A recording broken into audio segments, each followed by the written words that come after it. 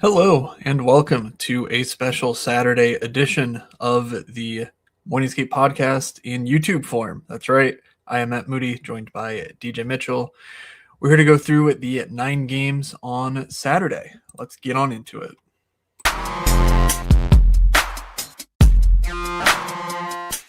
You're sitting there looking like an idiot.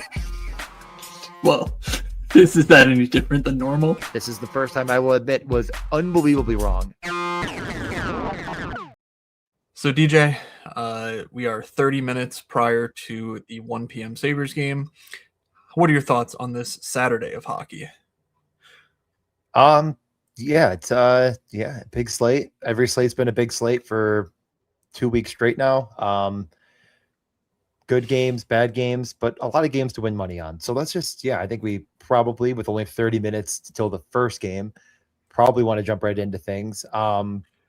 Unless if there's anything else you want to cover overarching. Yeah, the Nashville game is a bit strange. They moved it from a 3:30 start to a 1:30 start due to weather. I believe the rest of the games are either in locations that, have the capacity to deal with the oncoming snow, or they're out of the picture. But just keep an eye on that. I'm looking at St. Louis. I don't know what their expected weather situation is. And otherwise, tomorrow, I think there might be some nonsense afoot, although it looks like all the games are in Canada, which makes sense, I guess, with the NFL. So I think we're good until at least Monday as far as like true weather cancellations, but it is looking pretty crazy out there. If you've not gotten to a grocery store yet and you're in an affected area, good luck. It was picked clean, days ago. So pretty interesting stuff going on, but we do have a 7-game late slate and a 2-game early slate. I will say one thing on that. It's kind of funny that like Buffalo's probably going to get more snow than anywhere. It's just so much better equipped to deal with it that it just hasn't felt like there's been any. Like I went to the grocery store on Thursday, probably slower than it's been in a while, and it's like we're about to get like 1.5 foot of snow, and it's like 1.5 foot. Who cares? I was at the store yesterday, and literally looked like a bomb went off at Aldi. Like just boxes everywhere on the floor, like just everything's gone. There's no bread. Shelves. No, I know it's I did hear about the Nashville thing with someone on a call was talking about like they were outside that area and they're like, it's about to be like the worst winter storm ever, and I'm like, huh? Like I don't know. The winter was really easy, and then it got very. I mean, if I like outside right now, it is sunny here in Buffalo. If I open the blinds behind me, real feel -5 and dropping. So it's not great. I mean, I went to hockey last night, and like when you walk into an ice rink and it's warmer than the outside air, it's not a good sign. Good skate, but like you can feel it when you're breathing. You're like, this is that level cold, advanced cold. Oh yeah. But we talk about the coldest team in the league first, the Buffalo Sabres on the road on Long Island at 1:30 in a game that I don't really want to spend too much time on because I don't like this game for a few different reasons. Like it just doesn't. There's no one shooting in this game. Over the last 5, the highest shot guy is Anders Lee with 6.6, and you could spread that out to 10 or whatever. But the more you kind of spread that wealth, the more you're probably going to be getting numbers that are going to include players that are incredibly impactful, like Bo Horvat. The Sabres are pretty, like they're just not dependable. And if there's no one that I feel incredibly comfortable, and what I mean by dependable is there's not a dependable guy or line that is going to get the lion's share of one work or another. I mean, they're rolling 4 lines. They're winning games. They are not, riding the coattails of any one player. Of course, Tage Thompson has been the most important with 8 points in the past 5 games. I mean, that is certainly getting the job done. But I just don't see anything here that I'm incredibly high on. I like the other game a lot more from a DFS perspective. I think there's a couple things to take a peek at betting wise, but I'll pause here, let you talk about the Sabres for a sec. Yeah. The Sabres do get a bit of a gift. David Riddick confirmed to start. No Ryan Pulock for the Islanders, so they do get Bo Horvat back, like you mentioned. Tage certainly is the kingpin of this team. Like, I'm not sure how you're building a Buffalo roster without Tage on it if you're playing DFS. If you're looking for the other end of things, I think Bo Byram's a bit interesting. I want to see what their D pairs look like, but it seems like Byram's going to play with Kesselring, which is where we termed Power to play at the beginning of the year, and that just seems good. No Jacob Bryson, so the third pair probably gets a bit buried minutes wise, so it could just be a 5-man rotation. With Metza just not playing at all. I do think minutes, though, condense pretty heavily, and Byram has the nice mix of offensive upside and PK usage and whatnot that I like for a low price tag. And I don't even know if he's offered for anything on the books, but that's just a name that stood out to me. So it's offered for points and stuff. I was wondering actually blocks might be. Nah, it's only Pellick. In any case, though, Doan, Tage, Tuck, Benson, Ostlund, Hellenius, Zucker, McLeod, Quinn all make sense. We don't have enough sample on Hellenius to know how he's been getting there, but just based on his prospect profile and his dominance early on, I would not be surprised if he won like Ryan McLeod's power play job at some point, but that point is not yet. So like Ostlund is 3,100. He just hasn't been shooting enough to be like really relied upon. But yeah. I don't know. Are they offering anything lagging on his power play points? Plus 550. I don't know. I was gonna say it had been there and not there and stuff. Yeah, I mean, honestly, it just closed. We'll see if it comes back. But a bunch of stuff just closed. Oh, they're probably just getting lineups. More months. Probably something just probably changed. Is Pellick blocks actually like more interesting than meets the eye? What's the go with the Islanders roster? Yeah, let's go over to the Islanders. Isaiah George replacing Ryan Pulock in the lineup. Scott Mayfield moves up to the Schaefer pairing. So it's Mayfield to be the guy that I looked at first. For that. He'll get a bigger role, but like, I mean, just if you had to take a guess on Adam Pellick's blocks, what would you take a guess that line's at? I have no idea if Ryan Pellick's been blocking pucks. 1.5 minus 125. Yeah, 1.5 minus 110. So, okay. So hold on. We just got lines. Schaefer, Mayfield. Is that what you have? Yeah. Yeah, you do. Okay, so you were right. Lee, Barzal, Duclair. Yeah, we were told all this. Okay, so yeah, it is what we expected. When the sports books take everything off the board, basically, for the Islanders and put it back on, I guess they just weren't aware. I don't know. I really think that Pellick blocks is probably the most of note. If anything else, I'd probably go to a point prop, but I really don't see anything jumping off the screen to me. Like Dahlin minus 120 feels good, but he just doesn't seem to be the same player. There's at least a feeling that there's an injury concern there. Like he went down at the end of last game and then had a maintenance day. And he seems to be on the ice, I assume. But I mean, this game is just like, you have to have a 9-leg parlay, which normally I would, but I might just take this game off because whatever. But I think Pellick blocks is probably the move here. And then in the DFS space, I think you're kind of spot on with the Sabres being either a bit overpriced or I think potentially overowned is more the concern in my estimation of some of these cheaper pieces. But what are you really spending up on this 2-game slate? There's not. It's Gunther, it's Forsberg, it's Tage. So I don't know. I mean, do you really need to punt Noah Ostlund, who is just entirely driven on efficiency with 1 shot, 1 goal type stuff? Any other thoughts here? I certainly prefer the power play angle of Ostlund stuff. My lineup does not contain any Sabres besides Tage. I can confirm that. Alex Lyon confirmed starter. There you go. We were not sure of that, so cool. Yeah. I'm just going to take a peek. All right. Lee, Barzal, Duclair for the Islanders. Drouin, Horvat, Heineman.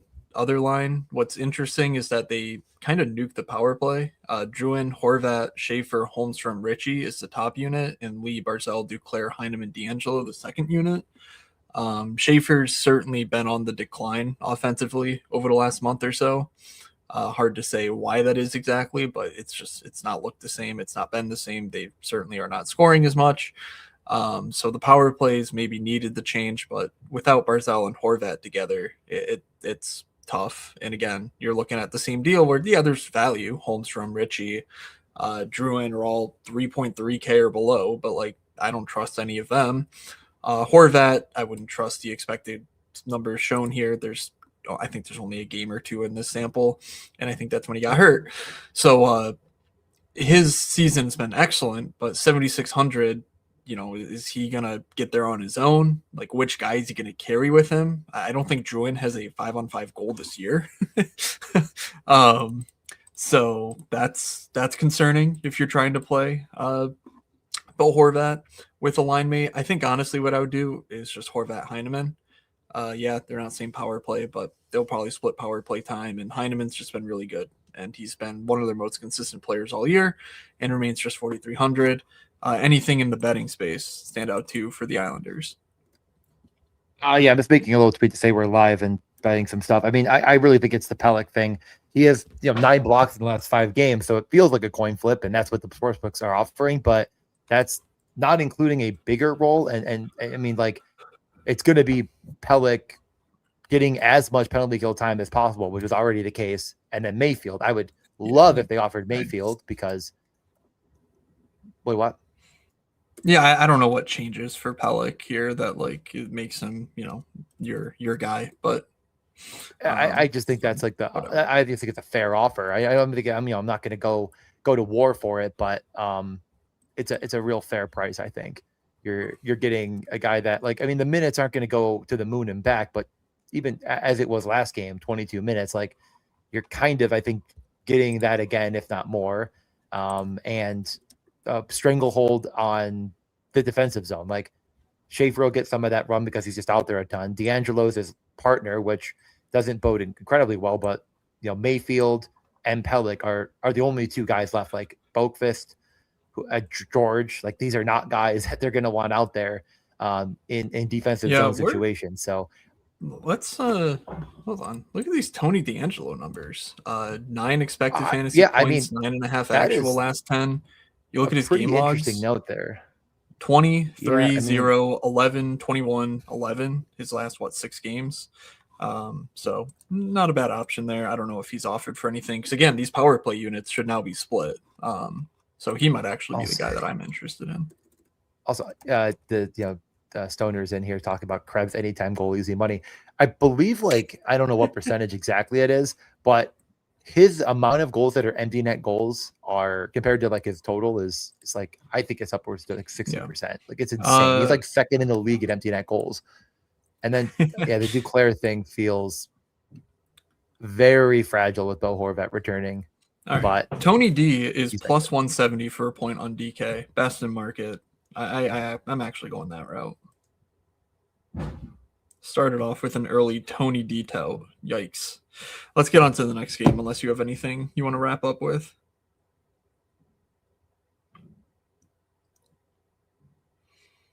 Did I lose DJ? Okay, I might have lost DJ. Let's go over to that next game, Utah, Nashville. No expected changes for Utah here. Keller, Schmaltz, Kraus. Kraus did miss practice, but it was called maintenance, so keep an eye out for that here. Paterka, Hayton, Daniil Boot. I believe Paterka went on to the second power play and Hayton to the top unit last game. DJ, are you back? Yeah, I'm gonna blame the cold on the Wi-Fi going out for a second. Wi-Fi just went out for 10 seconds. I don't know. Makes sense. It went from perfect bars to 0 and then came back. Tony D point just moved to plus 175. So there you go. There's your official Tony D tout. You know what? Color me betting that for fun because I'm going to be just stupid enough to work. It's 165 and ones. Actually, I'm gonna check all the books quick. I looked on unabated. Oh, you did? It's best on DK. All right, Tony D'Angelo point. I'm gonna put just a nice little 25 down on it. Okay, yep, I like it. All right, we move on to game 2 as you've already started. Top line's been great. Then everything else is sort of a mismatch. I mean, I know you're big third line boy. I mean, Jack McBain is a legitimate player. I think we just need, we've been saying that. I know you've been saying it more than anybody else probably on this big old green and blue marble.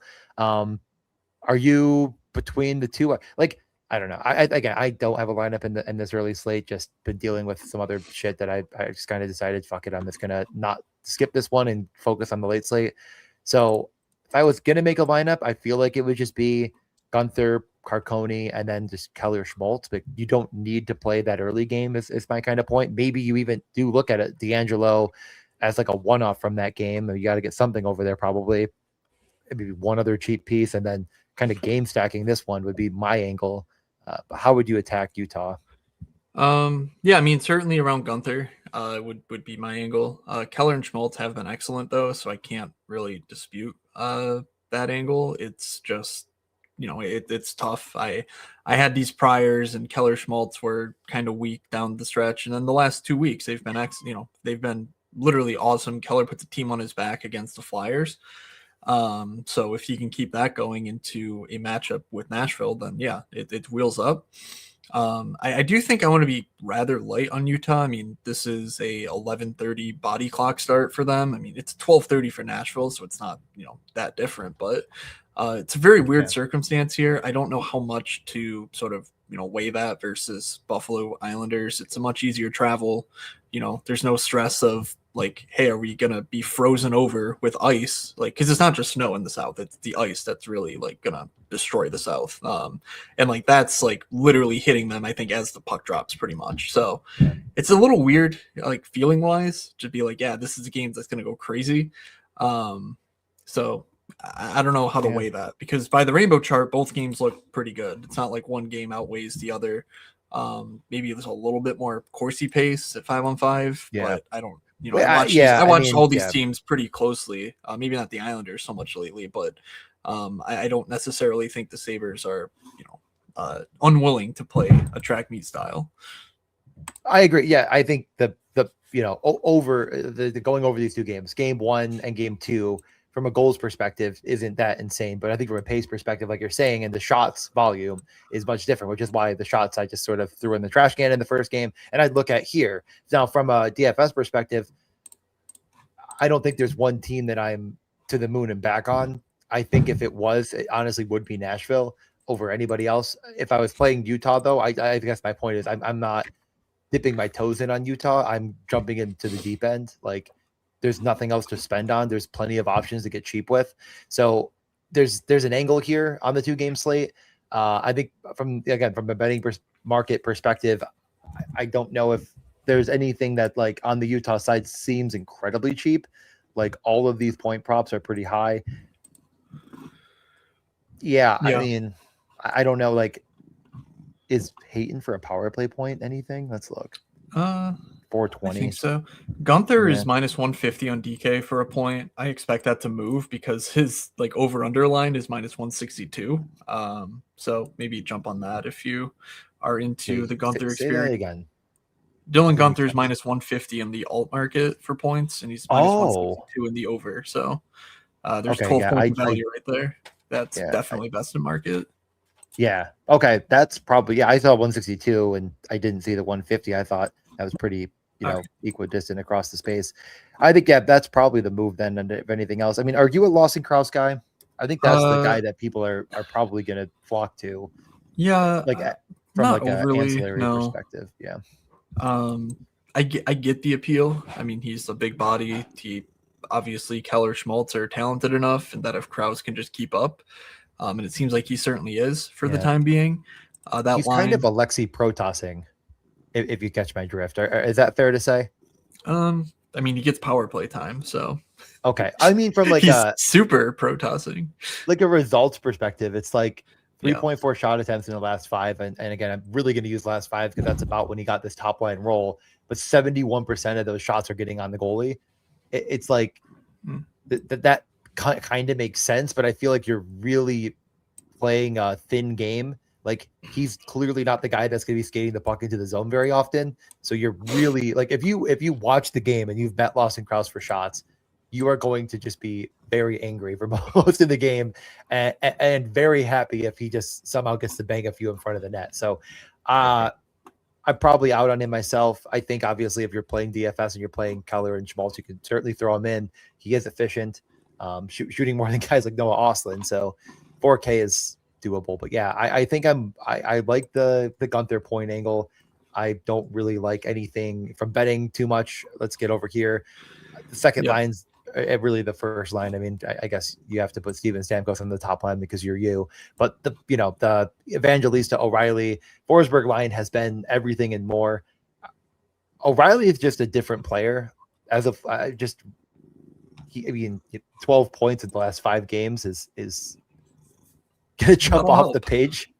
That will help. I feel like every time I pull up the betting card, I just see him at, what is he now? What do you think he is? If you don't know, you know what his point prop is off the top of your head? I'm gonna guess minus 190.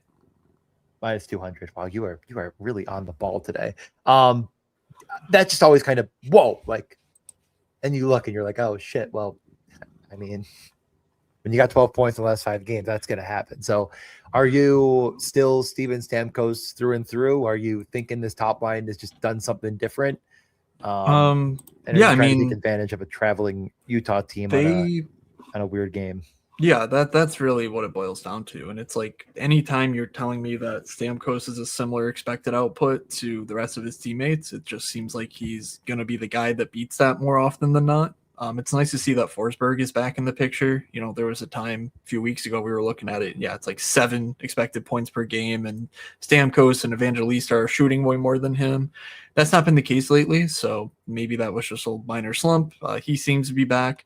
I don't mind going to the top line here, but 17K for Evangelista, O'Reilly, Forsberg, I almost prefer.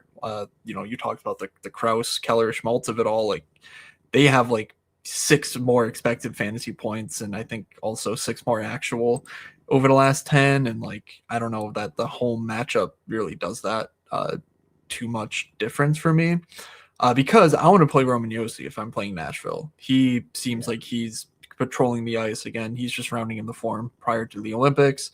Stamkos is out there just doing his thing.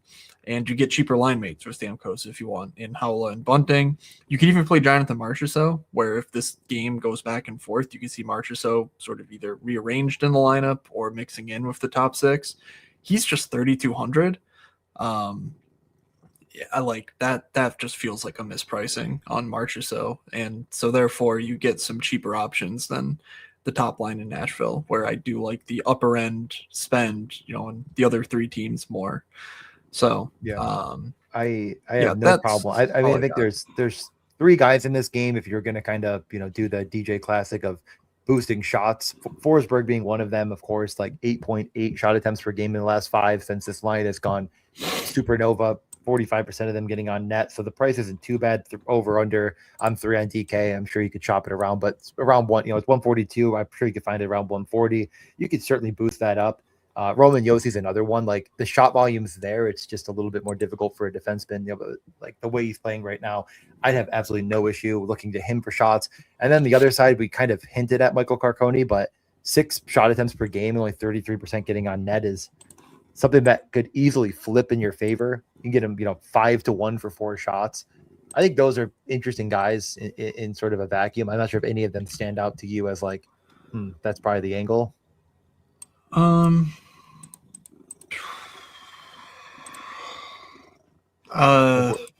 I don't know. My bet here is Gunther point. So I don't know if shots is where I'm going. I was kind of thinking, like, just for the shits and giggles of it all, if you grab Josie, you grab Josi for 3 and Gunther for a point, get that to plus 190. I mean, that could be a fun little way to lose money. Sure. I like it. Yeah, Josi shots is good.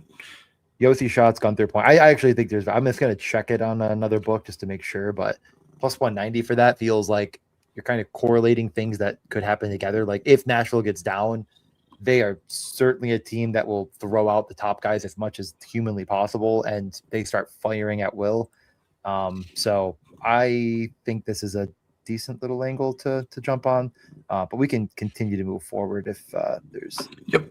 To the main slate, we have 7 games on the main slate, starting with Tampa, Columbus. No expected changes for Tampa. though Jack Finley left last game early, and they called up, I think, Sabarin, so we could see a fourth line change, but who really cares? Hagel, Strelly, Kucherov, obviously the main picture. Gensel, James, Gonsalves are much cheaper than that, but Dominic James and Gage Gonsalves. People, I was just listening to the PDO cast, and Filipovich and Drance are sitting here just fawning over Dominic James, and they did the same thing for Jack McBain, and look what happened there. So this is an interesting elevation for James, also getting power play time now that he hasn't gotten. He has a pretty sterling NCAA record, just dominated. He was overaged. He was 22 playing in college, so it's not like he was a insta stud. But I think James is relatively interesting. Anything else? Obviously Kucherov, Hagel, but any other Tampa thoughts you have? I mean, it's a back-to-back. That's not something I'm incredibly excited about when it's one of the more expensive stacks in the entire slate. Like, yeah, I don't think there's. I mean, what is there really to add, right? I mean, Gensel and Kucherov and Hagel have been fantastic. Is there any reason to indicate that some of these defensemen might be coming back? I know they were skating. That's kind of what I was sort of circling around right now. Yeah, McDonough. See if there's any update. I feel like I looked through this last night and didn't see anything of the sort. Okay. But I'm not recalling the exact. Okay, yeah, McDonough, they said will not play this weekend.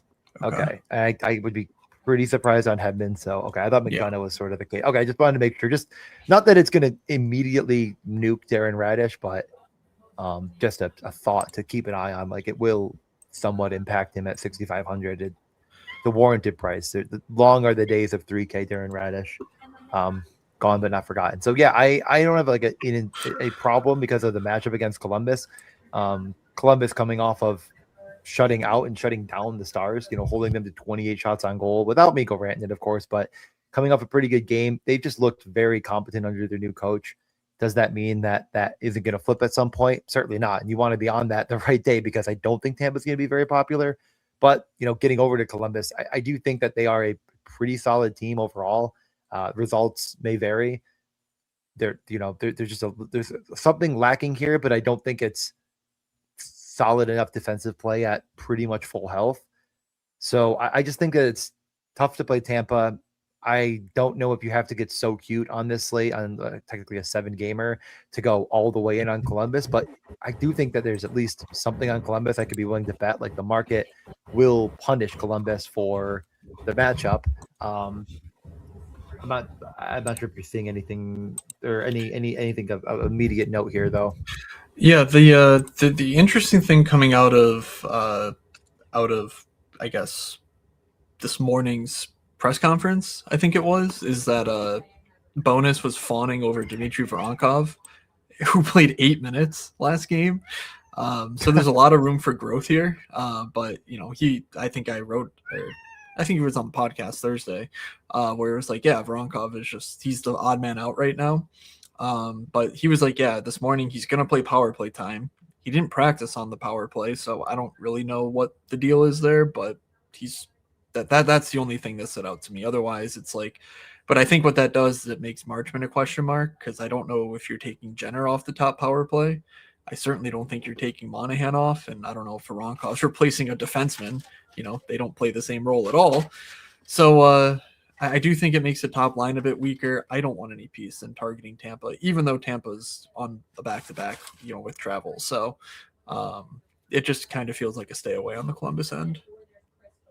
Yeah, I mean, Marchenko's been really, really good. I think you could squint and say 2.5 minus 110 is something.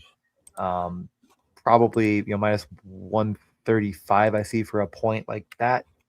That feels like the only thing I would consider here. Everything. I mean, Charlie Coyle has been fantastic. Don't get me wrong, but I'm just not a believer that that's going to be sustainable production that's going to last.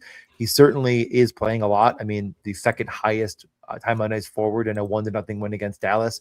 I worry in a game where they're trailing that we don't see a bit more of Kent Johnston, who only saw 11 minutes, even though he's on the second line. Like, Sillinger, Olivier, and Coyle are going to play. Like, that's just the bonus way, I guess. And I am liking Bonus for the fact that he's playing Fantilli and Marchenko a lot, but I'm not liking the fact that other playmakers like Ken Johnson are getting kind of diminished in winning games. But that's how he plays. That's just going to be a game by game thing. And right, I think if it's a 5-4 yeah. lead, like I think Ken Johnson's playing a normal shift. Like the way that the early usage has come in. How do you factor that in to like your betting? I mean, look, Columbus is against Tampa. Just don't play guys against Tampa. Hold on, let me write this down. That's a good way to leave it off, I think. Perfect. That game kind of stinks. We move on. Montreal heads into Boston. By the way, the rainbow chart for this slate, that's this game, third best on the slate by expected goals, and the last two, Florida, Minnesota, Washington, Edmonton, look like the best by expected goals. By actual goals, Florida, Minnesota, and Montreal, Boston. So don't know what ownership's going to look like, but Montreal, Boston probably should be one of the first places you look. Did we get a Montreal morning skate? I did not. Here we go. 28 minutes ago. Projected lines, pairings. Looks like Texier is back. So there we go. Alexander Texier. Doc down to the Bolduc Evans line. So out goes a Valeno. And everything else looks normal here. So Matheson, Dobson, Hudson, Gooley, Jack-Eye, Carrier. All right. So now we have a fully updated Montreal lineup. Watch this. Wait, how am I you? Oh yeah, never mind. Okay, sorry. I was looking at the chat while you were talking, and this is I tried to send the link, but I linked this video to both of our YouTubes, so I sent it from both of our YouTubes. Oh, how nice. If you want to take a look at the HockeyViz chart that Tom Olson is kind of, I'm assuming he's referring to here, but yeah, that was true. That they basically glued Goodbranson and Provorov to the Fantilli line, and they glued Werenski and Severson to the Coyle line. Yeah, that's their shutdown. Yeah, that's their shutdown line. It's interesting. Okay, it's an interesting note, and I just sent that along. I guess I have control of both of ours. So if I say anything, you say it too. So I'm gonna say butts. I'm just kidding. I don't even... Okay, back. Oh, I see. Because of the comment. Yeah, you can change your. Yeah, okay. I see. Okay. I can change that. Okay, you're right. I was changing it. But yeah, I did. I linked it to both of our YouTube channels, and it worked, I think. Yeah. I wonder if the comments go to the same, like if the chat's the same if you're in both. I'm guessing not.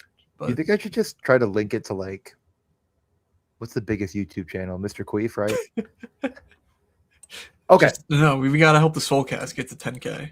Oh, you're right. I second thought the Soulcast needs it more than anyone. Okay, yeah, let's get back on to the Montreal of it all. So yeah, Texier returning. Let's boy, it's a good game. It's I think really both sides feel pretty strong.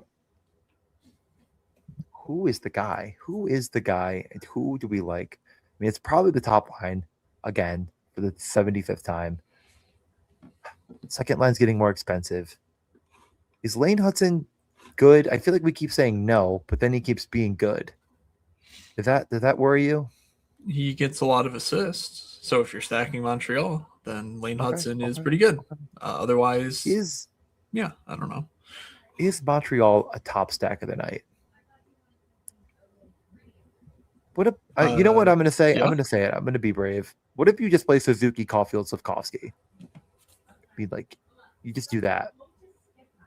Probably throw in Lane Hudson. I'm pretty interested in Slafkovsky.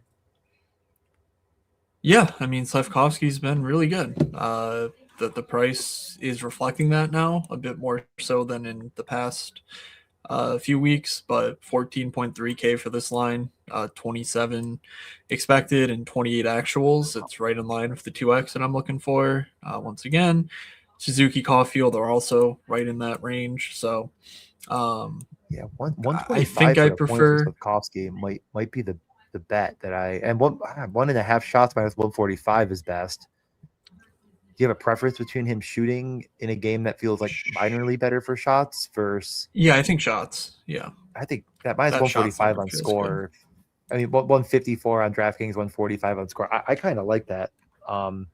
He, 5.5 shot attempts per game, not getting him on net as much as you'd like, but that certainly doesn't feel like his like, I mean, again, 5.5 shot attempts in 5 games, 25 shot attempts, 9 on net. But that's just not the player he is. I don't understand. That just feels like he got very unlucky. And now if that turns at the right time, I really wouldn't mind. This could be a guy I circle for a boot, like boosting his shot, right? I mean, if he gets 6 attempts or 7 attempts, just minorly better, and then we just see those results flip, you're very quickly getting a guy at massive value. Or, well, I mean, value is kind of a weird way to put it. You're getting a guy that, like, I mean, this is sort of part of my process, is finding guys that are shooting, that aren't getting the puck on the net, looking at, trying to find a reason why. And if you can't, which I feel like Slafkovsky is a really weird case. I mean, this guy in the last 5 games too has played more than Cole Caulfield by, albeit just under 1 minute of total ice time. But those 2 guys are very, very apparently getting as much ice time as possible over the last 5 games. Even David Pastrnak only got a couple more minutes than Juraj Slafkovsky. Like, he is factoring in a major, major way. I don't think there's any, like, again, like we talked about Ken Johnston for a minute, not in the realm of betting because it's fringe, but Slafkovsky's not coming off the ice no matter what. I think this is a guy to circle, I think, for sure, for betting. And really, like I'm saying, I think in DFS, like, you don't need to play Texier. I think this is a really interesting way of saying, like, if Suzuki and Caulfield get there and Texier isn't involved because he probably isn't scoring, what if the power play kind of clicks or Slafkovsky scores, a goal on his own? I think if you're stacking, this makes quite a bit of sense. And, like, Lane Hudson, if you can fit it, I'd probably try to find a way. The defense on this team are very involved. So, yep. And Demidov is basically Lane Hudson, but with less ice time. So if you haven't watched Montreal in a while, I would highly suggest, if you're playing them or betting them, like, watch Demidov create, and then maybe you'll see why I'm even more interested in Slafkovsky, because it's pretty special when it comes together for him, and he's going to be a really special player, and it's probably going to be soon. I think this is definitely something that I'm circling. All right. Well, the home team here, Boston, they have a guy you may have heard of, David Pastrnak, who is for some reason only 8,700. The dude's been incredible. He's coming off of another 3-point night. I think he put up like 34 DK against Vegas, and the price tag is below 9K. Like, I don't really know what he needs to do to be treated like Kucherov, who is 9.2K. But Pastrnak, I think, is one of the best plays on the entire night. McDavid gets Washington with a back-to-back, so that's maybe an option. And then obviously Kaprizov against Florida and Kucherov, like I just mentioned. But I think I like Pastrnak over all of them. He's just been that good. He's that singular in that you don't need to stack him. You just click him in and, like, you get all the points. Like, I mean, there's almost no way Boston's creating stuff in a good matchup without Pastrnak being just intricately involved. So it starts with David Pastrnak for me. I believe we saw confirmed morning skate lines that this will be their lineup. So Kuznetsov, Lindholm, Pasta. Obviously, Kuznetsov is not a great play, regardless of his cheap price tag. Lindholm is okay. He's been better as of late. 9 expected fantasy points, 10 actual for 4,400 is not terrible. So I do like that. It's a very similar price to Suzuki Caulfield, and I honestly think it'll be less owned despite them being at home here. Middlestat Zaka Arvidsson is incredibly cheap. Arvidsson's been just incredibly shooty. Zaka gets a power play 1 roll, and the full line is 10K with 26 expected and 27 actual between the 3. And, like, that's not super sustainable, but for that price tag, you only need 1 goal to pay off. And again, I like this game, so I think that could happen. Steve's Minton Geeky is also cheap. Geeky was a bit snake bitten, and Steve's is not very good though. So I would certainly prefer the top 6 here. But any Boston thoughts from you? No, I think you're kind of nailing it. This game is possible to game stack, and I think you just have to have Pastrnak, which makes it a bit more difficult. And in that vacuum, it's like Pastrnak. I think it's probably Pastrnak Lindholm, but I don't even know if I would entirely say you're a moron for doing Pastrnak Arvidsson, other than they're very unlikely to be on the ice together. So you're really trying to, you'll get on a very tightrope. And then you just go the other way with what I said, Suzuki, Caulfield, Slavkovsky, and then you're punting defense on the line because you're just not getting. I mean, maybe you could get McAvoy. You're probably really not unlikely to get Hudson. Like this game is one of the more interesting on the slate. There's I've already kind of circled some of the bets that I like the most here. On the other side, on this side, it's probably Arvidsson or Pasternak. I mean, Arvidsson 8 attempts per game over the last 5. Just looking at some recent run here, I just it's starting to get priced in a bit more, but not into an insane level. 2.5 minus 115 is an option. Might give that a look, but I worry about his role a lot more than Pasternak. So yeah, I don't know. Something to consider. How about this stat line for Pasta? Last 10 games, 78 shot attempts, 3.5 expected goals, 4 goals, 15 assists, 12 of which are primary assists. Who is this guy? He might be good. Yeah. So if he decides to shoot more, scoring more than 4 goals in those 10 games, he could be even better than this insane run that he's on right now. I mean, for plus money on 4, I feel like I almost like it more than minus money on 3 for Arvidsson. Just we know the role is definitely to the moon and back. We know he is the focal point. I think I'd just rather go that route in betting. So like if you are building a same game parlay for whatever reason, this game is really interesting. So yeah. All right. Carolina at Ottawa.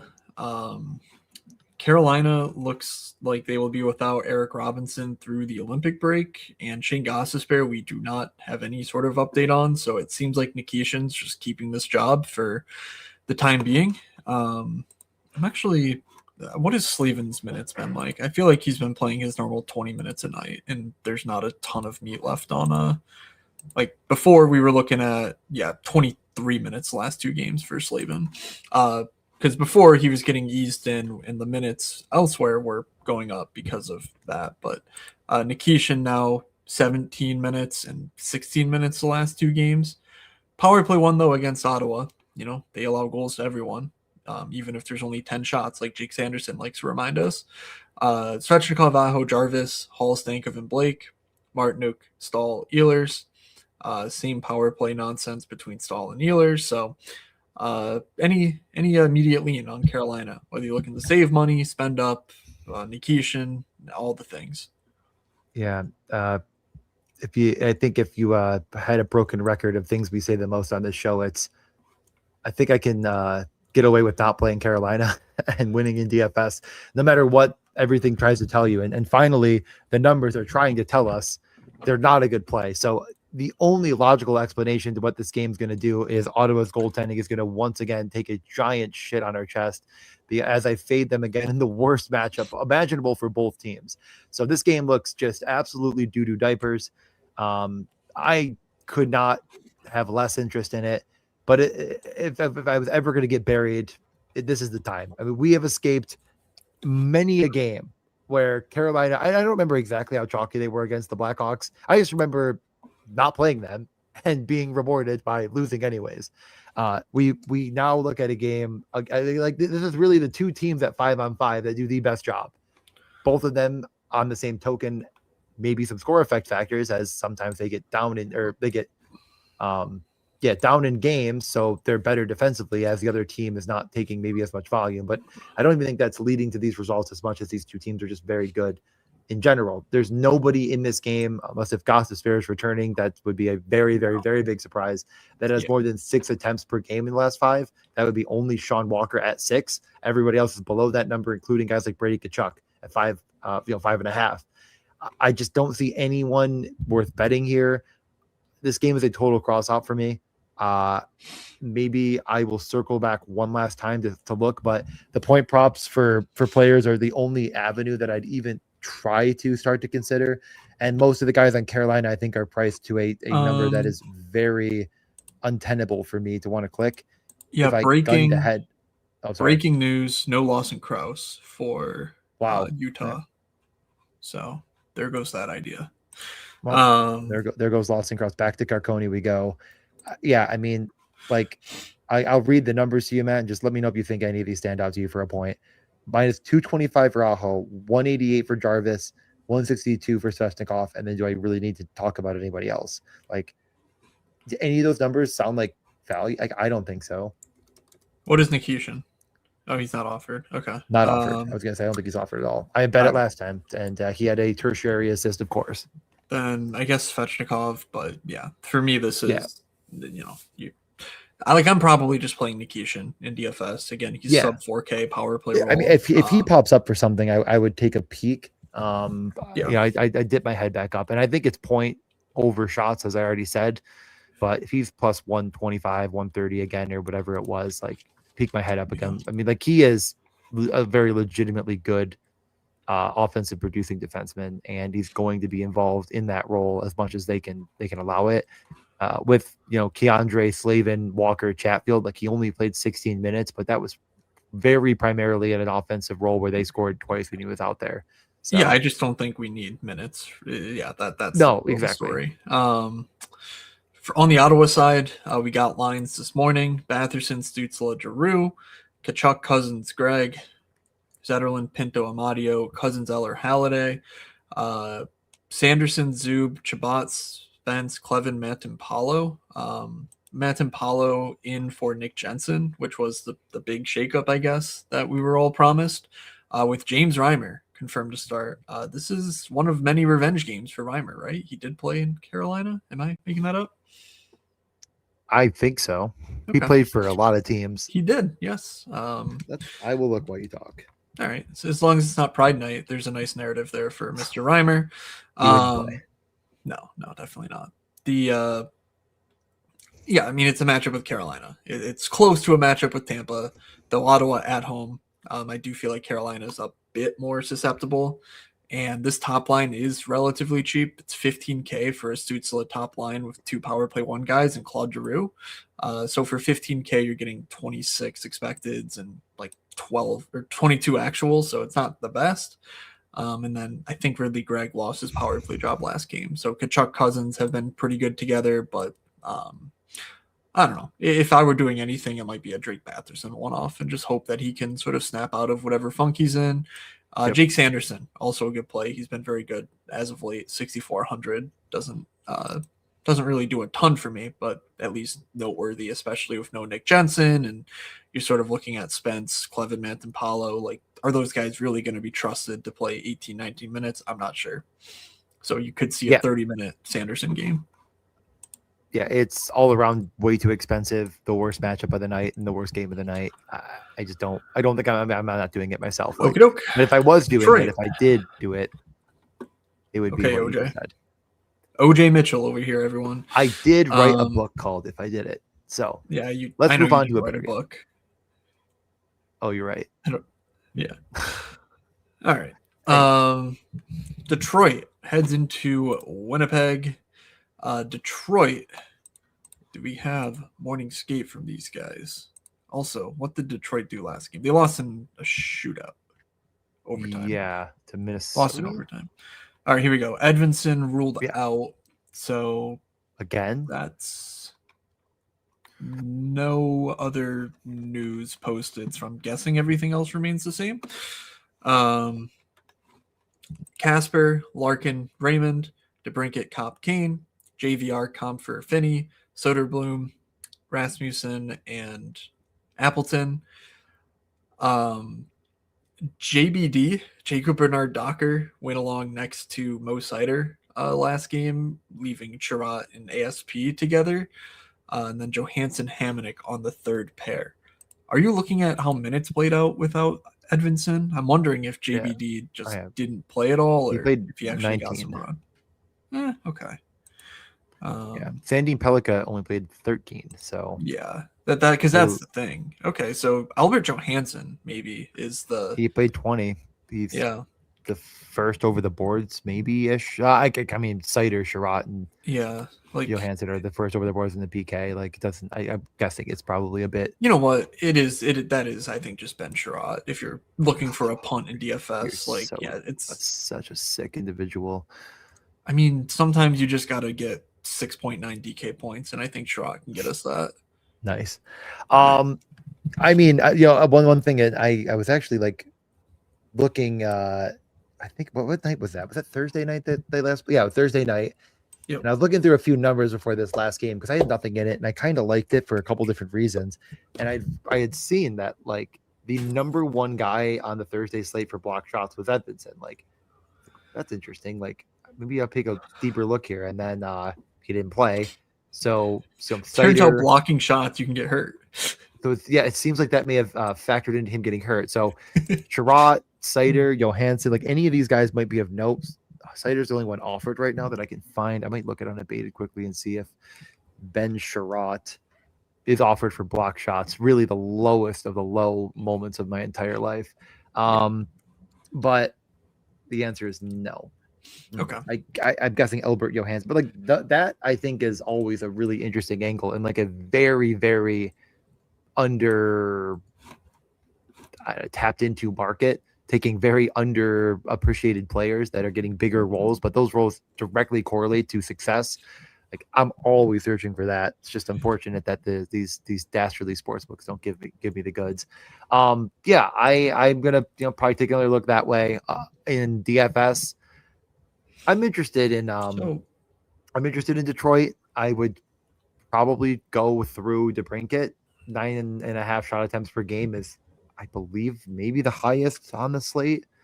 I think it's the highest in the league. So let's take a peek at the league. It is the highest in the league, just sneaking in over Cale Makar. So yeah, I think that's hard to ignore. In a matchup against Winnipeg that doesn't petrify me, but I also think is good. Good in the way that I think Winnipeg is pretty sound defensively overall. I don't know. I mean, what about Marco Kasper? Are we getting back on the Marco Kasper train? That is what I'm currently trying to construct an argument for. Plus 155 so at best. Marco Kasper has played 51 games in the NHL this season, and he has 1 goal and 5 assists. I think. Well, actually, I can look at that I'm looking at the R thing, and I guess I can do the whole shebang on DK with their game or with their player card. Plus money for plus 105 for 2 shots, plus 155 for a point. Where I was going is he had 5 primary assists all season long in 51 games. He has 3 of them in the last 5 games.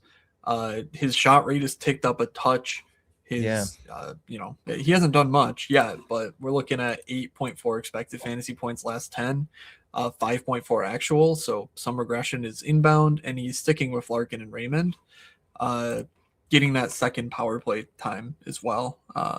That's stuck last game too. Yep, so that's really the only sort of argument I could give in favor of the Larkin line. Even the Brinkett line was glued to Mo Seider last game, so there's like even more reason to like DeBrincat, and possibly the reason DeBrincat's now shooting a ton because they actually have the puck, unlike when Ben Sherratt's out on the ice.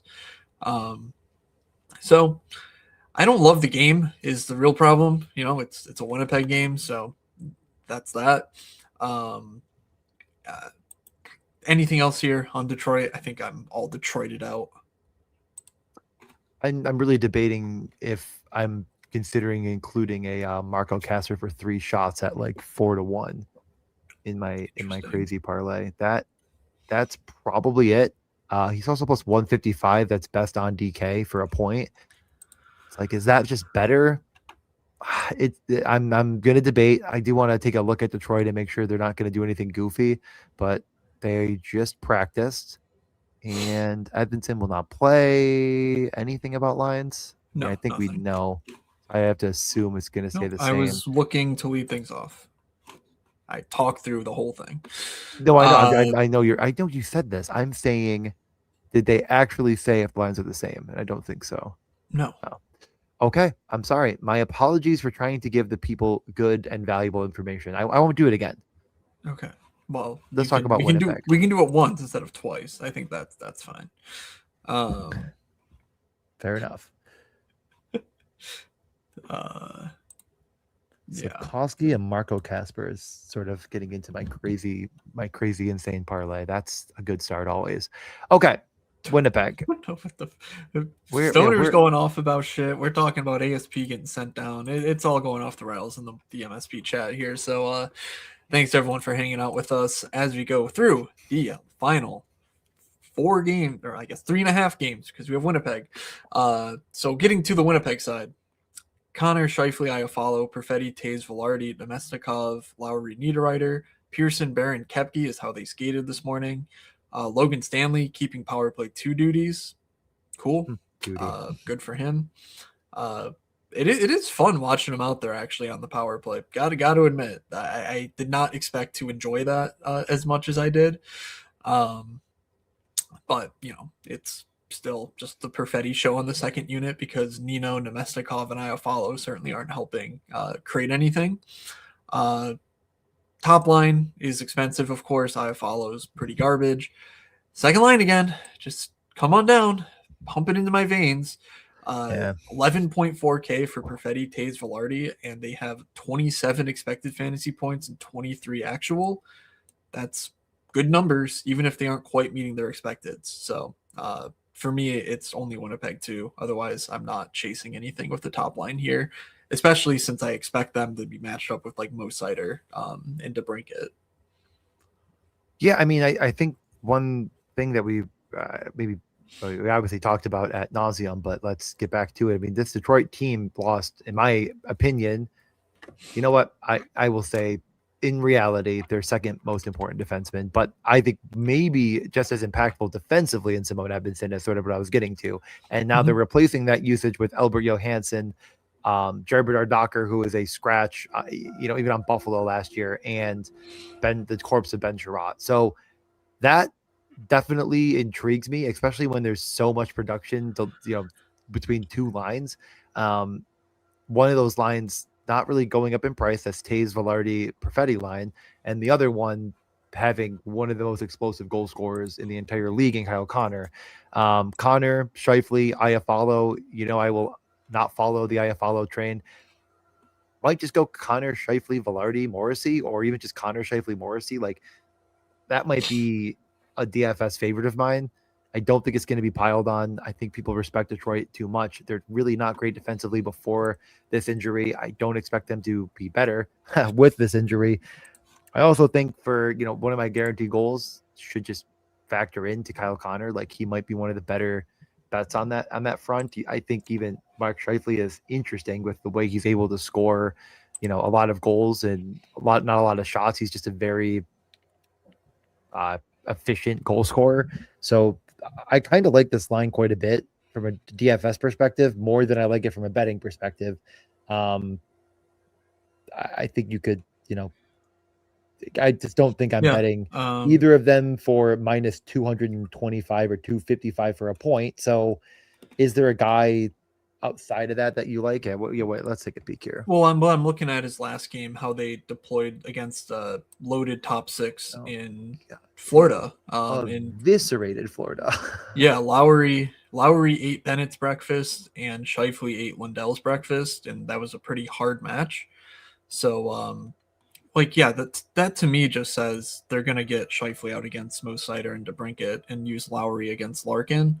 So, again, that leads me to Taves, Velarde, but I don't know. I get Kyle Connor. He's 7,700. Well, he's certainly it depends what other stacks you're gonna play. Like I'm kind of, obviously if you're playing the most expensive players on the slate, Taves, Velarde will fit like a glove.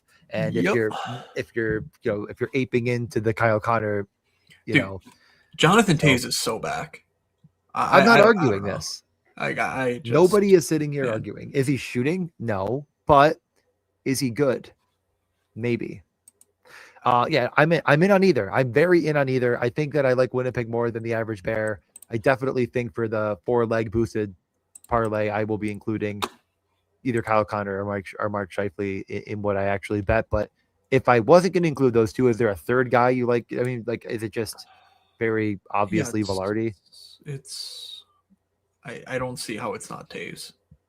You're such a guy. Okay. Like, their power play is just cooking Taves in the middle. It's like, hey, Taves, you want to try and score? And he's like, yes, please. And that's where they're setting everything up. So, he says that. I don't know. Works for me. Moving on. LA at St. Louis. Do we have any LA news? No, we do not. So, I don't think so.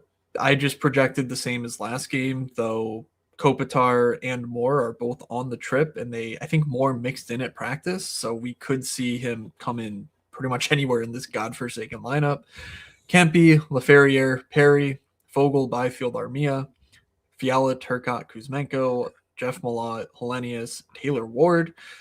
D pairs remain the same. Drew Doughty will be back. It's a 1-game absence due to illness. He will be back. That was confirmed yesterday, so would be very surprised to see that change. That means, I don't know. DJ, are you playing LA here on the road in St. Louis? Because I'm not. Yeah, I mean, there's a couple teams that I feel like I continuously go back to the well for in every way possible, in every capacity. LA is one of them that I will go to the mat for every single night. And the only player I think that it is of major note is probably Corey Perry in the over, everything that's going on here. I think he is, back and playing a pretty significant side of the coin, the role in everything that's going on. Everything else is kind of the same. I don't think I'm playing them in daily fantasy. I don't know how to stack it correctly. I definitely would, Kempe, Perry, Clark is probably how I would do it. Kempe, the shooting is back, which is really good to see. I love Laferriere. Of course, right now we don't know everything that we need to know to make a final decision, because Laferriere could be out of that role if Kopitar is back. I mean, Perry could be out of his role if Kopitar is back. So tough to say anything here until we have more information. We won't have that information till likely pretty close to game time. So I think I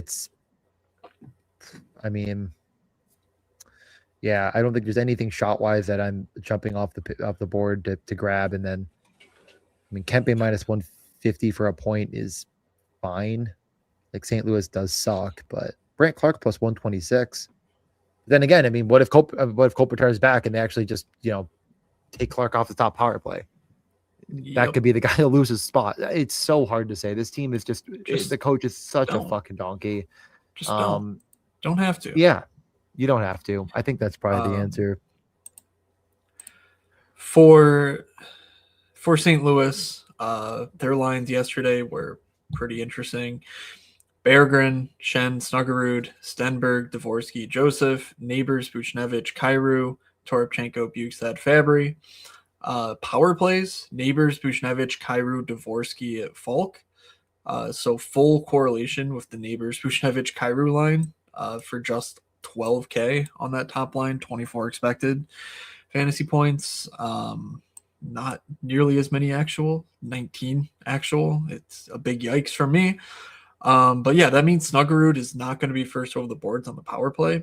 He's been their main shooter, so I don't know. I don't know why you would play anyone on St. Louis. Holloway, by the way, seemingly re-aggravated a high ankle sprain, which is very bad. Just so fucking so, yeah. And yeah, I don't see anything here that I like. Dvorsky scored last game. That was cool, but that's about it. Cool. I honestly I think we're getting to a point with Colton Prieko where he is playable. He's shooting. He's obviously out there a ton. He blocks pucks. Yep. He is 3,800. He does get a power play role, right? No, is he not getting any power play role right now? Really? I don't think he's gotten one all year. Yeah, but they suck. Broberg will be more, I think, appealing to people because of the power play role, but results matter. Prieko's doing everything, but he has 0 points in the last 5 games. So these numbers are basically just all shots plus blocks. And those are guys I like to bet on. 13 blocks, 12 shots on goal in the last 5 games for Colton Prieko. And he's just dropping like a rock in price because he's not getting the point production. Why is he not getting the point production, Matt? You may be thinking to yourself, this team fucking blows. Right, that's it. Okay. So I don't really I think it's a one-off or nothing with Snuggerud or Prieko. And I honestly might take another look at Prieko for blocks and shots. 2 games remaining. Florida at Minnesota is next up. I mentioned earlier that the Rainbow Sheet pegs these 2 games as looking pretty good. Florida top line remains the same. Second line remains the same. Bottom 6 looks normal. Maybe Vilmanis instead of Studnicka and Cole Schwint. So that's great. Yeah, that's it. And the top 6 is all that I'm interested in here. And what's interesting is that with Minnesota, they really only have one shutdown D pair right now, and that's Hughes Faber. So whichever of these lines doesn't get that line, I kind of have some interest in.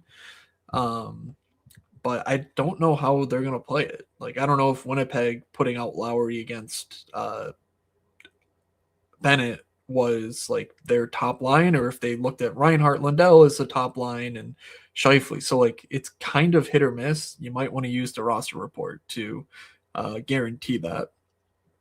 But yeah, anything from Florida stand out to you? Yeah, I was really interested in Florida on Thursday. I ended up getting off of it, but I don't, that's not going to keep me away from getting right back on the train here. Like this game, I like this game for both sides for different reasons. I think Florida 2 is very interesting. Like Sam Bennett's been awesome. I think that him playing with Tkachuk and Verhaeghe all in the power play is just like tough to beat at this price. I mean, it has to be a little bit cheaper than playing Carolina in a much worse matchup. It's cheaper than most stacks. I think that my final call here is just throw Reinhart in with it and punt with Winnipeg is a really like interesting way to build on this slate. Minnesota is really good, but and they're supposed to be getting Matt Boldy back actually too with Eriksson. I mean, it's a tough hill to climb. I think I'll talk myself out of it, but I do think the bravest of us all will play it, and I definitely think that pricing wise on the books, I am interested in betting a Florida piece from this top line to do something in a parlay piece, or maybe there's something worth boosting here. I mean, I probably Bennett, but any thoughts you have? No, I'm just reading the chat.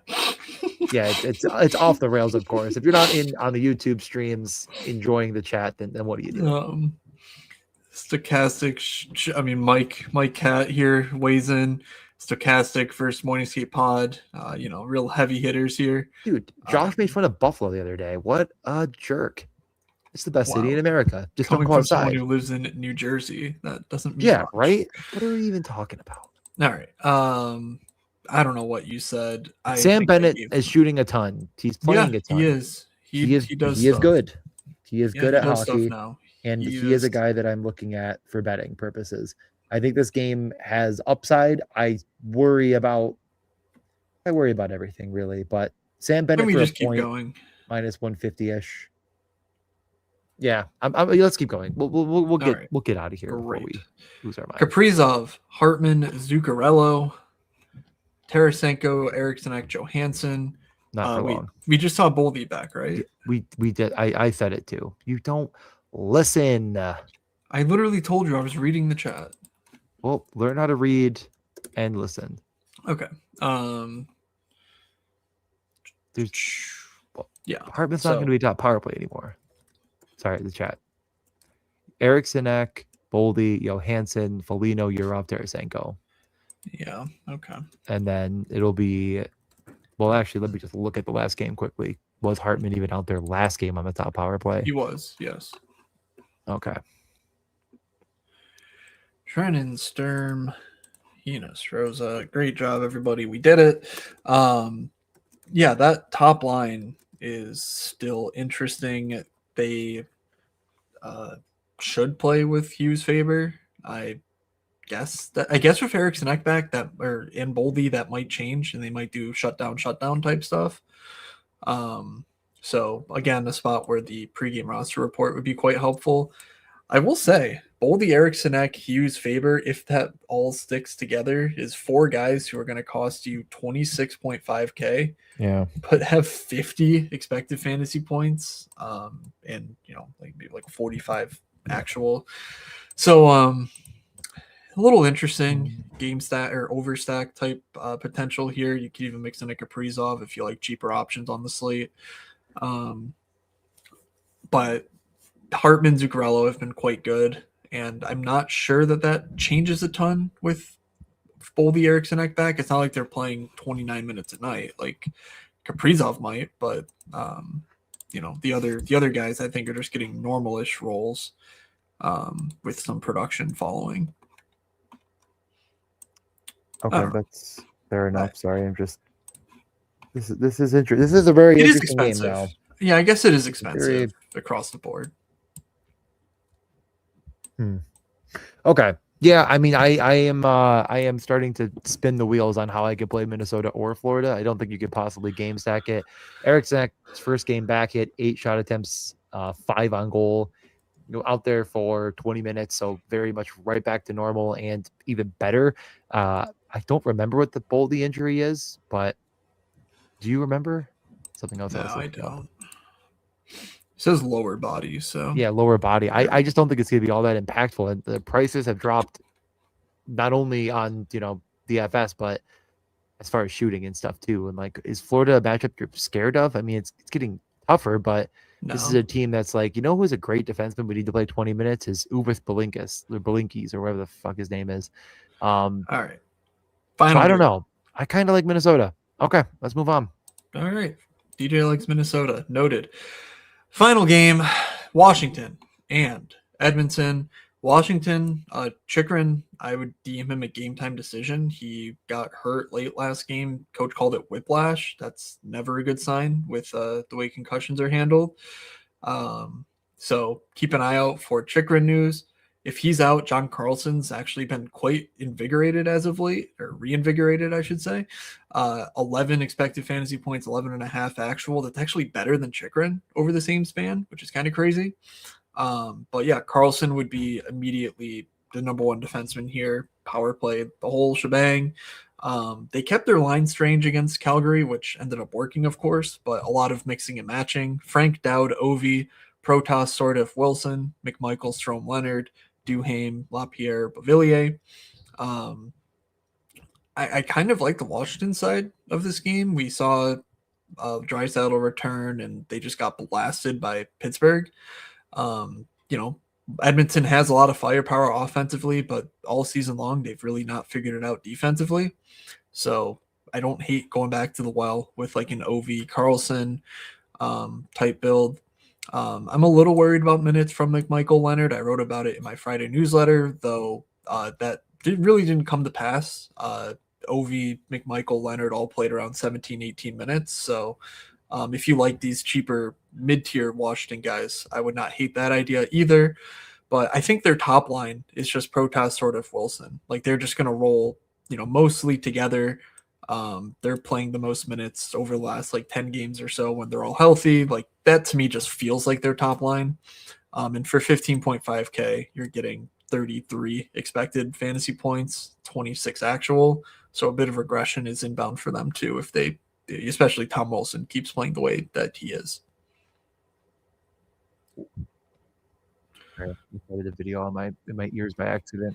I was trying to look up how we move this stream to the stochastic guys when we finish, but I'm don't think I should have done this during our show. That's probably a bad idea.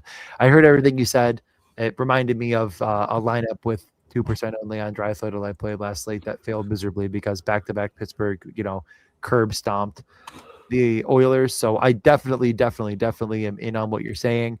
I like the Strome, Leonard, McMichael line. It just that is a ringing to my ears type of listen. It is more expensive than I'd like to pay. So yeah, anything if Chychrun is out is just we're playing John Carlson. I don't even think we're thinking about what we're doing other than playing John Carlson with it. Like if there's no Chychrun, John, like look at the game logs when there's no Chychrun and there is John Carlson. I think there's 2 games, and I think it's something truly bonkers for Carlson's usage, and not just usage but shot volume. Everything about it was just rainbows and unicorns. I'm gonna look if I can find those games quickly. They weren't long ago. All right. While you do that, let's just wrap up with Edmonton. I want to get out of here because I want to watch the other stuff that's going on. 7 shots on goal in the last game. Okay. Good stuff. RNH, McDavid, Hyman, top line, Mangiapane, Draisaitl, Podkolzin, second line, Savoy, Roslovic, Howard, Janmark, Frederick, Lazar. Bouchard is 6,900, bit overpriced in my opinion. McDavid is 10.2. His expecteds have fallen off a cliff. He was up in the 20s, 18s range, and now he's back down to 12. I think he just started passing to Hyman more, and Hyman's doing his normal stuff where he's fine. But the prices are just really high here. And I'm not sure that even with Chikrin out, that like Washington's like this terrible matchup defensively. You are getting Charlie Lindgren in net with Logan Thompson going in Calgary. So that's about all I can say. But people obviously are going to be in on the dry side of it all. Edmonton is a big favorite here, so I do expect them to have the highest team total. So yeah, I'm just not that into Edmonton myself. No, I mean, it really isn't the best matchup in the world. I do think it'll be piled on a good bit. There's not a ton of there's no McKinnon, there's no Matthews. There's definitely ways to get cheaper and stack through this team. Right. Playing another back-to-back game against a team that they're just going to be, the things are going to like them. The power play one last game was Bouchard, Hyman, Draisaitl, Nugent Hopkins, McDavid back to normal, like we of course expected, but there was no more Wallman. He of course scored anyways, right? Didn't he score a goal? I'm pretty sure at 5-on-5. So is what it is. Can still get there, but we're kind of losing some of these ancillary pieces that we're adding a lot of cheap value. I know you're not a Podkolzin guy to begin with, but his price going a little bit up, and from what it was, $3K or below, and now it's like $3,500 for that short stint of not even coming to fruition. Power play 1 and line 1 that just didn't even happen really. So yeah, I don't think there's anything here to lose any sleep over. I mean, you're playing Edmonton, you know how to do it. It's not very difficult. I don't think it's going to be popular to play McDavid and Draisaitl together, but that's how I would do it. Like, I'm just not going to the mat with McDavid without him, and I think that's the only way to really, win a slate, more or less. So yeah, that's all I'm going to say about this one.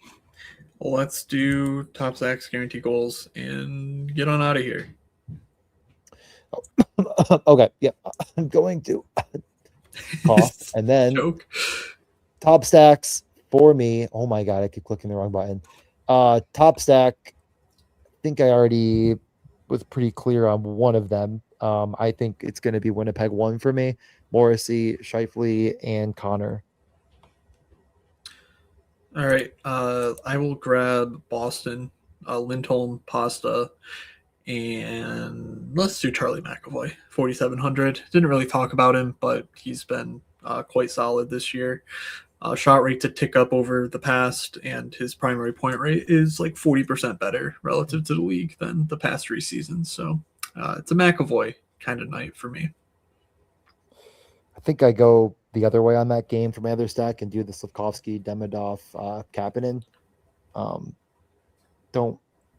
Don't know how else I'm going to fit this nice and easy. So I really like that game in general. So I wouldn't even mind the game stack that you're sort of alluding to with that or whatnot. Second stack for you? I will do Ovi, Carlson, and Strome. All right. There is a goal scorer boost, so I will be betting this live. I think let's make it a little bit less and try to really pick 4 goal scorers that we really, really like. So why don't we try to keep it below plus 400 each for smart people like us. So you're just going to yell at me when I try to pick Jonathan Toews. So I guess I won't be doing that. Well, you could pick Jonathan Toews, and then you could pick anybody you want, and you'll be fine. All right, fine. 450, 500. Do you want to do 500? I don't know. No. Okay. I want to maximize the boost. So, how would you maximize the boost? Talk about that for 2 seconds. Okay. Well, okay. You only get the boost if you win. Right.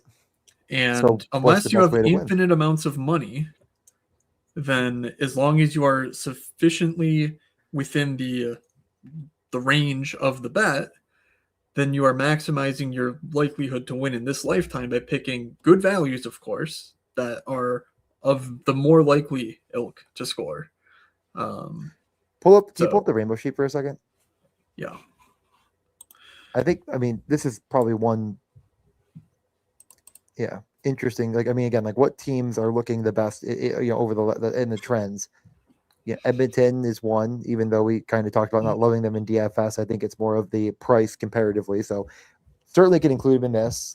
Tampa, I guess Carolina's there, but they're always there. Florida, Minnesota, that's a game I want to target. And then, Boston, Montreal, etc. Winnipeg isn't showing up, but I think I'm still going to just go. I like the idea of kind of the top guys being Connor and Pastrnak if you're on board there. I certainly will not be clicking Kyle Connor myself, but Why not? Pastrnak definitely in. You know where he went to college? Michigan. And who are they playing? Detroit. Is your second pick going to be the second? Unless if your second pick is actually Jonathan Toews. Is it Jonathan Toews? No. Okay. Connor, Pastrnak.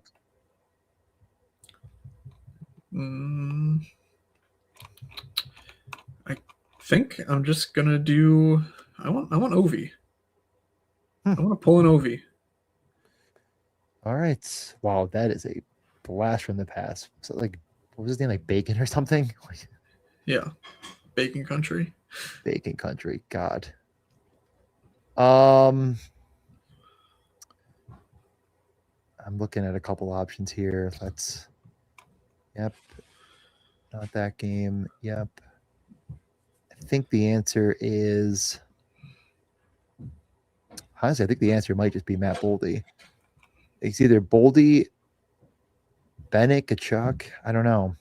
I think it's that game. I like that game for goals.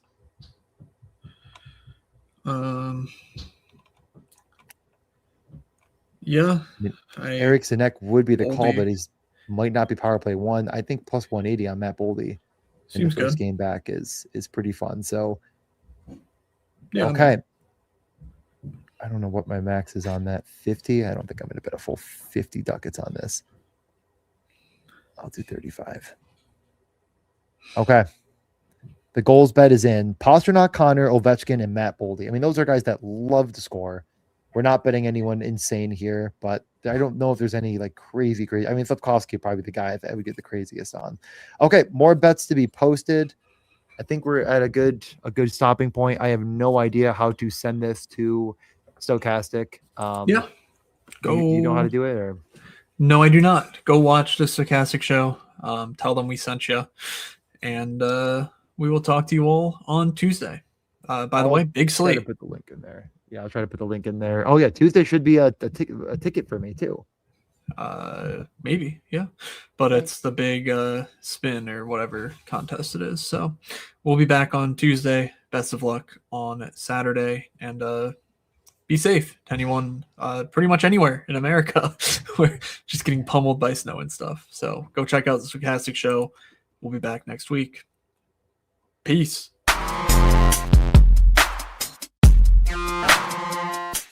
You're sitting there looking like an idiot.